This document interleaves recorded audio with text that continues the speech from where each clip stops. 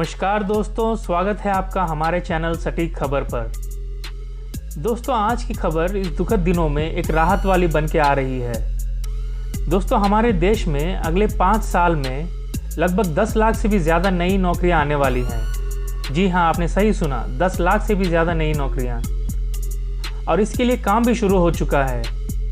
ये नौकरियां कब तक आएंगी, किस फील्ड में आएंगी और किस किस राज्य में आएंगी इत्यादि को जानने के लिए हमारा वीडियो अंत तक ज़रूर देखें। दोस्तों, पिछले कई महीनों से अमेरिका और चाइना के बीच ट्रेड वॉर चल रहा था और तब से ही अमेरिका की कंपनियां या अमेरिकी कंपनीज को रॉ मटेरियल और स्पेयर सप्लाई करने वाली कंपनियां अपनी मैन्युफैक्चरिंग यूनिट्स को दूसरे देशों में भी लगाने की सोच रही थी।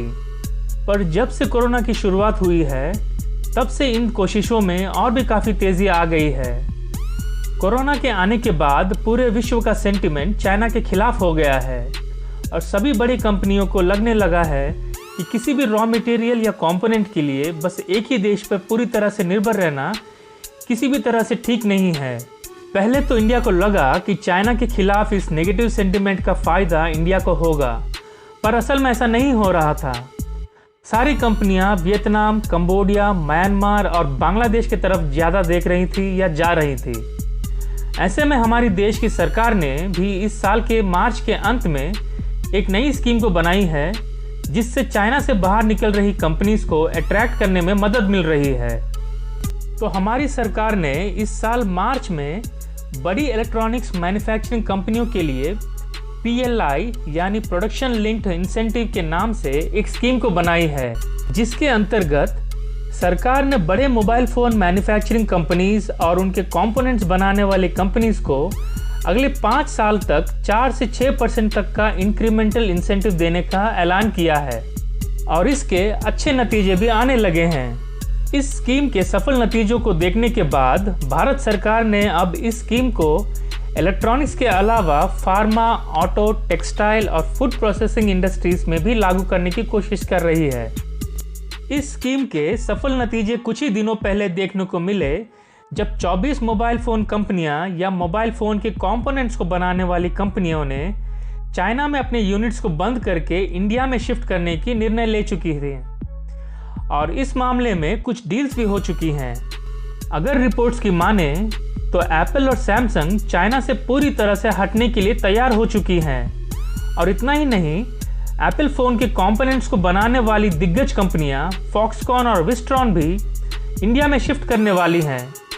इनके अलावा पेगाट्रॉन, जो कि एसूस की कंपनी है, वो भी PLI स्कीम के अंतर्गत अपना यूनिट भारत में लगाना चाहती है। तो दोस्तों, इन सब से भारत को किस तरह से फ़ायदा होगा? तो दोस्तों, फ़ायदा ये होगा कि अगले 5 सालों में इस स्कीम के अंदर आने वाली कंपनियां 150 अरब डॉलर्स की सामान को मैन्युफैक्चर करेंगी। जो सामान पहले हम इंपोर्ट करते थे वो हम अब एक्सपोर्ट करेंगे।